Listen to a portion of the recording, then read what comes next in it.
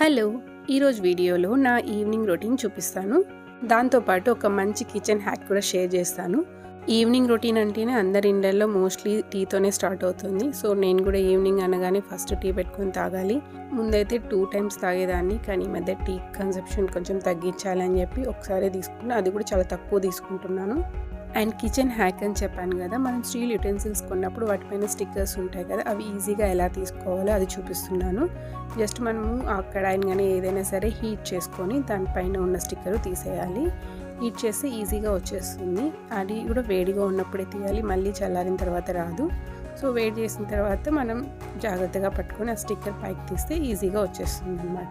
వండుకునే పాత్రలు అయితే ఇలా వేడి చేసి తీయచ్చు. అది కాకుండా స్టోరేజ్ కంటైనర్స్ అలాంటివి అయితే మనము హాట్ వాటర్ పెట్టుకొని హాట్ వాటర్లో ఒక 10 to 15 minutes నానబెట్టి తర్వాత ఆ స్టిక్కర్స్ని రిమూవ్ చేసి ఈజీగా వచ్చేస్తాయి. ఈ టిప్ మీరు కూడా ఒకసారి ట్రై చేయండి.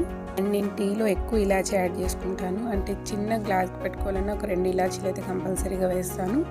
అలా కాకుండా నార్మల్ కోల్డ్ కాఫ్ అలా ఏమైనా ఉంటే మాత్రం జింజర్ యాడ్ చేసుకుంటాను.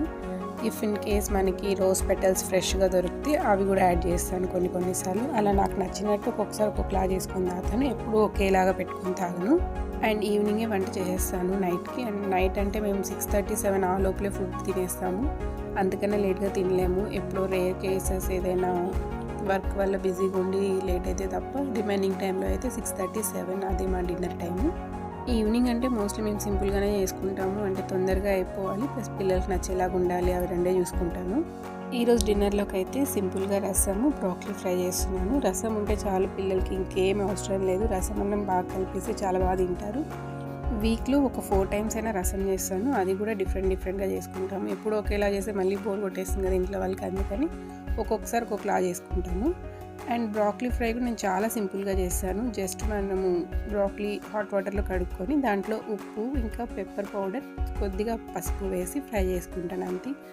అండ్ ఇది కుక్ అవ్వడం కూడా చాలా తొందరగా అయిపోతుంది. హార్డ్లీ 3 to 4 minutes అంతే, అంతకన్నా అవసరం లేదు. అండ్ టేస్ట్ కూడా చాలా బాగుంటుంది. చూడడానికి గోబీలాగా అనిపిస్తుంది కానీ గోబీ కన్నా చాలా టేస్టీగా ఉంటుంది బ్రోకలీ. మీరు కూడా ఒకసారి ట్రై చేయండి. అండ్ ఈరోజు మా డిన్నర్ అయితే simple rasam with broccoli fry. Thanks for watching. Bye.